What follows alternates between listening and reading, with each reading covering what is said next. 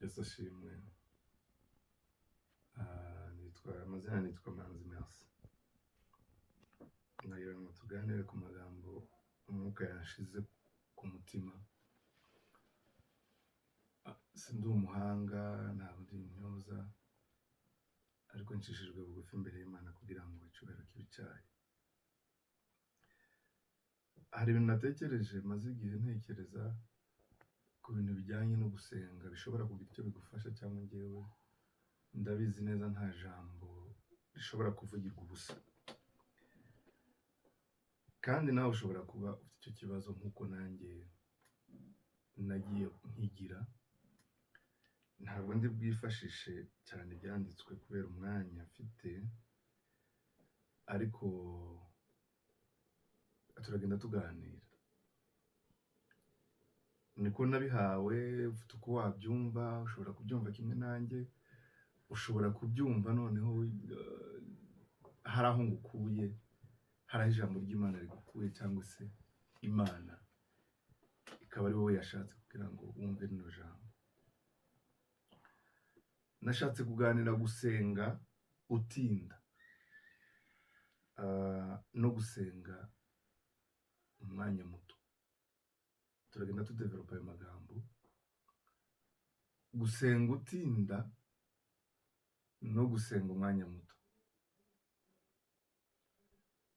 Hari igihe abantu birasaga bagasenga bakicisha inzara, bagasenga bakumva ko serutu ku bantu batoya mu gakiza bajya bumva ko gusenga ari ugutindana n'Imana kugira ngo ikumve,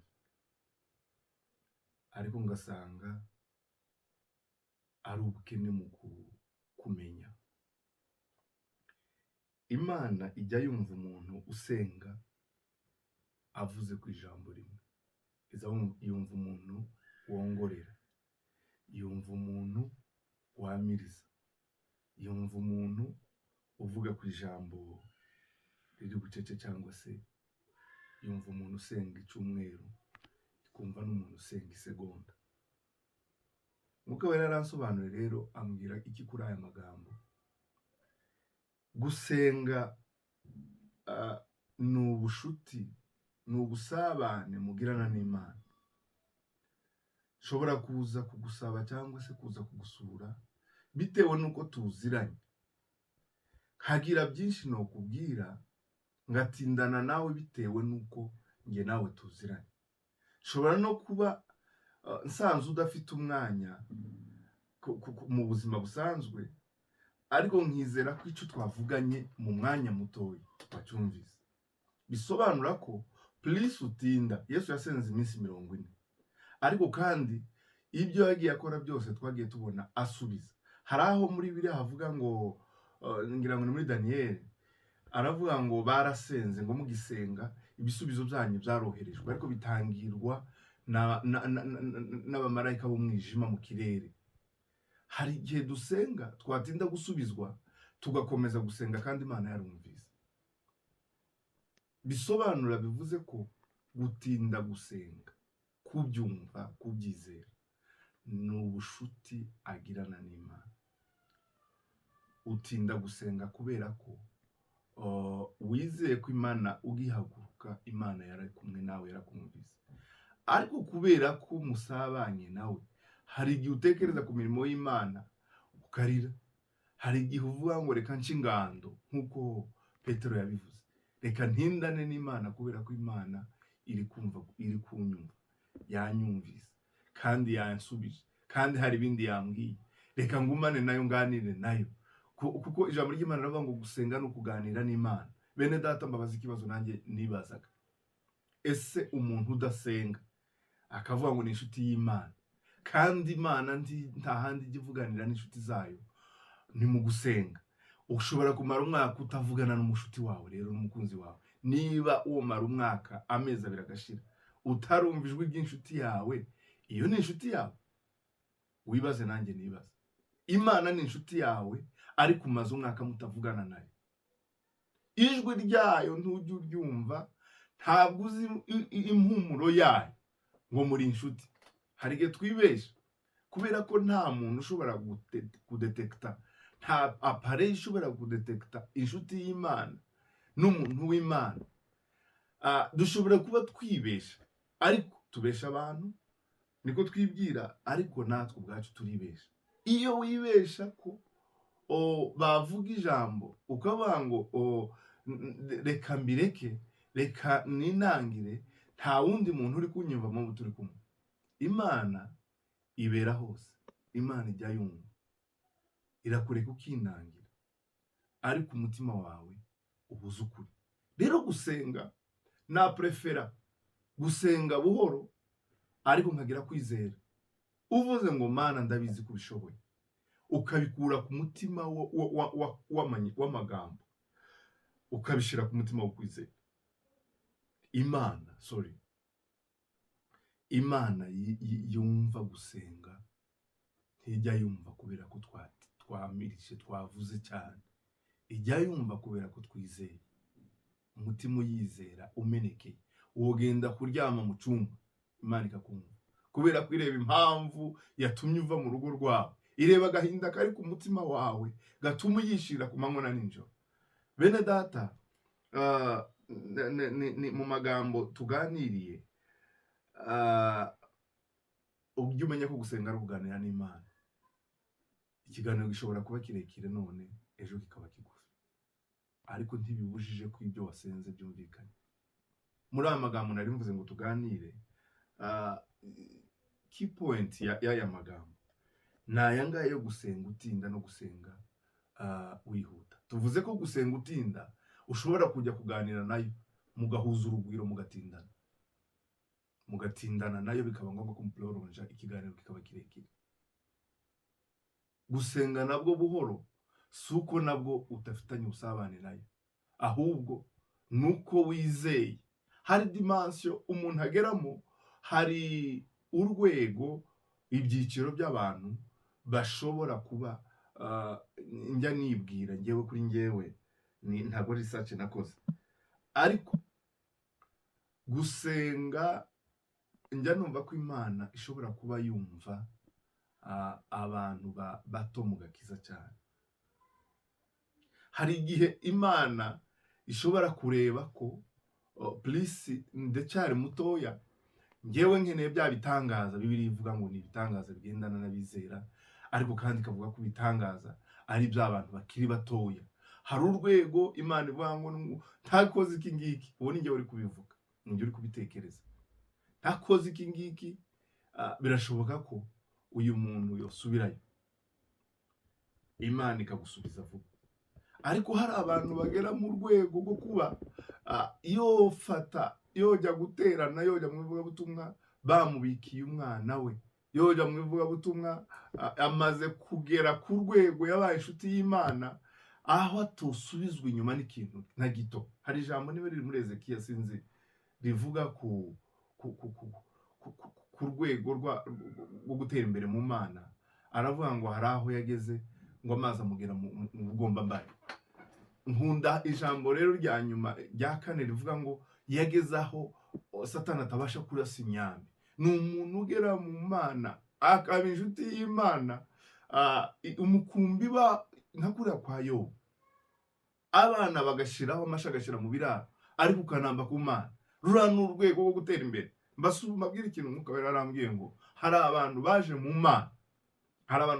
Mana, igereranywa na salo y'inzu.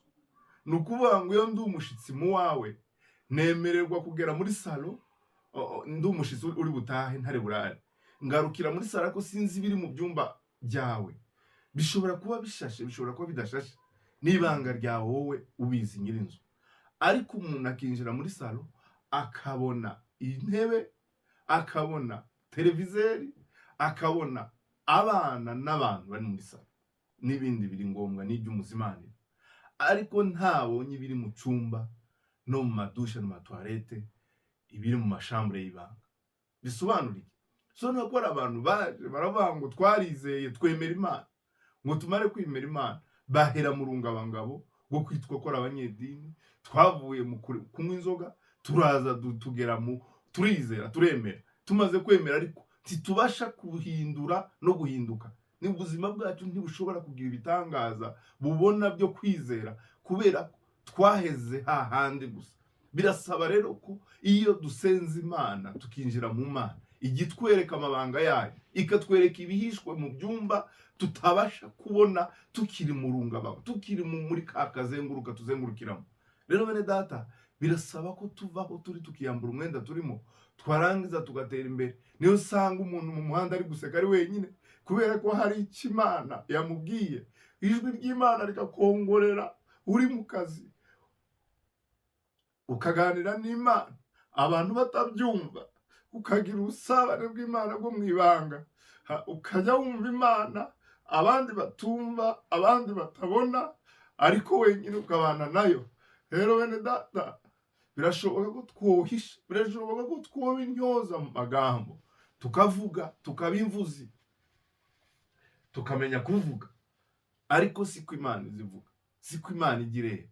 Imana igireye umutima umenetse, reba inyota uyifitiye, yarangiza ugatsindana nayo. Shobora kuba natangiye kino kibwiriza ndi bumare iminota mikeya, ariko please ubwiza bw'Imana bugenda bugusanga, utindana nayo kugenda uhishurirwa. Hari igihe ugera mu rwego rw'ibyumba byo mu etaje, ukaza ugenda uhishurirwa ibindi bintu, warangiza ukarambirana. Ariko ni byiza ko gahunda nayo ari nziza. Umwuka wera agira gahunda. Iyo baguhaye iminota yo kubwiriza, ugomba kuyibwirizamo, babona ko ari ngombwa bakakongera. Bene data rero, nari mbabwiye ngo urashobora gutinda. Umuntu usenga buhoro agasubizwa, aba afite kwizera kurekure, aba afite ukwizera kunini. Ariko kandi nutinda, aba afite ubushuti bwo kubana n'Imana. Ndababaje ngo se uheruka kuvugana nawe ryari? Ushobora kumbesha. Nta muntu n'umwe ufitanye urubanza n'undi, urubanza turufitanye n'Imana. Iyo rero tubesha abantu, ntabwo tuba tubesha abantu, tuba twibesha. Kandi ntushobora kubesha Imana kuko idahishwa. Birashoboka rero ko wari ufite confusion, wari uzengurutse, ubaye muri salo, wibaze ngo ese ubuzima bwanjye mbaye mu buzima bugenda butabona Imana, sindumva ijwi ry'Imana, Imana ntiranganiriza ngo mbwire iki kintu.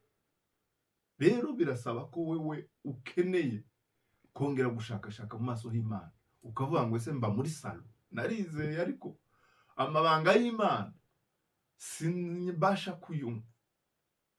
Dukeneye rero kugira imbaraga, tukamenya ibihishe mu Mana, tukamenya ubwiza bwo mu Mana, tukamenya uburyohe bwo mu Mana. Ubutaha nzababwiriza ku mahame, babwire ko umuntu utagira amahame adashobora kwemera no gukizwa no kwizera. Kandi kuba muri ayo mahame, kuyatindamo, gutinda mu zo kwizera, ni ukuba uri umunyamahame, ni ukuba uri umunyamahame ashingiye ku ijambo ry'Imana. Bene data, n'aya magambo nari mpawe n'Umwuka wera, kandi ndabizi ko ejo nzongera ngahabwa ikindi, kubera ko Imana zidufasha tukarenga muri salo, tugatambuka. Wenda dushobora kuba tukiri mu byumba by'abashitsi, bikunda kuba biri hafi ya salo, cyangwa se amatoilette yo hafi aho ngaho, amadushe yo hafi aho ngaho, aba yegeranye na salo, niho dushobora kuba tukiri. Ariko birasaba ko tugira no mu bindi byumba byo hejuru, tukajya tumenya icyo Imana yavuze, tukajya tumenya ibanga ry'Imana. Imana ikageze ikakubwira ngo ngiye kurimbura uno murwa, ni ubushuti bw'ubusabane mumaranye mu gihe, ikakubwira ngo uyu mudugudu uzarimbuka. Tuve mu rwego rutoya tuzamuke, tugere aho Imana itugisha inama, tugere aho Imana itubwira ibyo igiye gukora, tugere aho Imana itubwira nk'ibyo igihe umugaragu w'Imana yaragiye, bamarayika bari bagiye kurimbura Isodomu n'i Gomora, babwira Loti, baramubwira ngo tugiye kurimbura. Umuvandimwe yari umwana wa mwene nyina wa Aburahamu. Imana ikakubwira amabanga y'ikizakora, kugera aho uyibwira ati Aburahamu abwira baba marayika, kubera ko yarabacumbikiye, arababwira ngo ese mworimbura abantu 50, musanze harimo abizera 50 mwobarimbura. Barahungira ati ntitworimbura, biragatsindwa ko tworimburana abakiranutsi mu banyabyaha. kugeza igihe yageze ku mubare yashaka kumenya umuryango wa Loti. Rero bene data, mureke tuve mu bungabangabo, tuve mu bisanzwe, dukure twumve Imana, tuganirizwe n'Imana, niho tuzakura.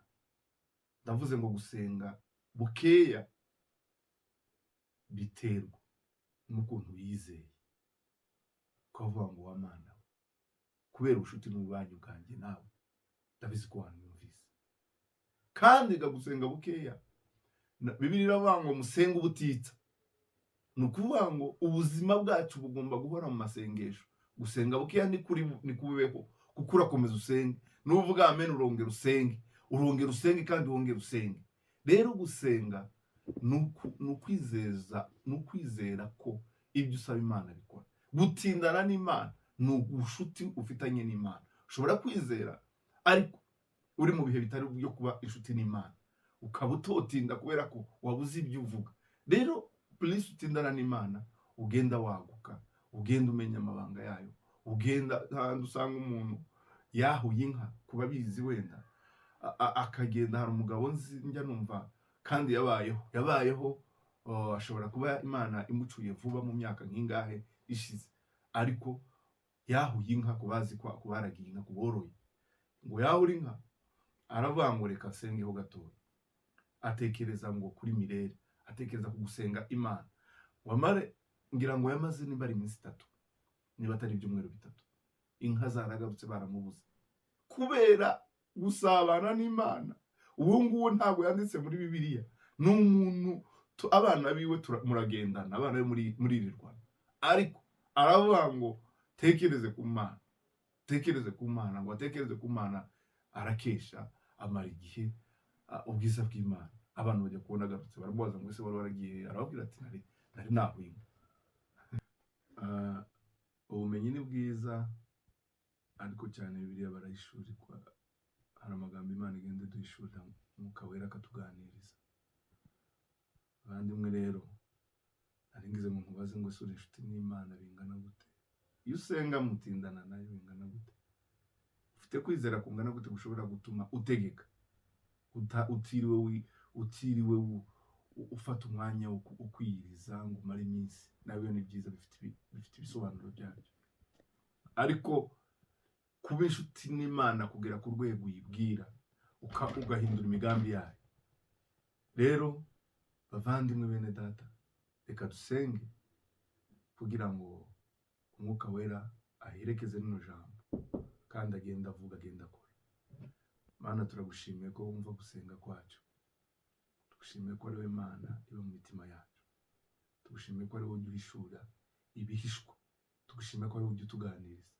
Tugushimiye ko ntacyo twoshobora tutagufite.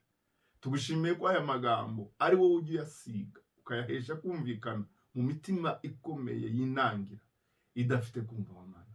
Turakwizera kuko ushobora byose kuturinda no kutwoza ibyo twagucumuyeho. Rero Mana, worosha imitima y'abantu kugira ngo abantu bitekerezeho, abantu bareba aho bava niyo bajya, abantu bamenye ko tutari abacu ngo twigenge, abantu bamenye ko uri Imana. Dutindane nawe, kandi nidutindana nawe bizarushaho gutuma tumenya amabanga yawe. Uzatubwira amabanga kubera ko twatindanye nawe. Rero Mana, ugasana ino jambo urifashe, kandi nanjye urivuze umfashe wawe. Uzumva rino jambo wese ahezagirwe, kandi aryumvire kumenya, ntaryumvire gukritika. Ndi wa wundi abantu bazi, ndi wa wundi abantu baturanye nawe, ariko wa Mana we, ijambo ni iryawe kandi ntabwo ryavugirwa ubusa. Hari uwo rishaka gukoraho, hari uwo rizakiza. Komezanya natwe muri uru rugendo, ubane natwe mu izina rya Yesu Kristo. Amen.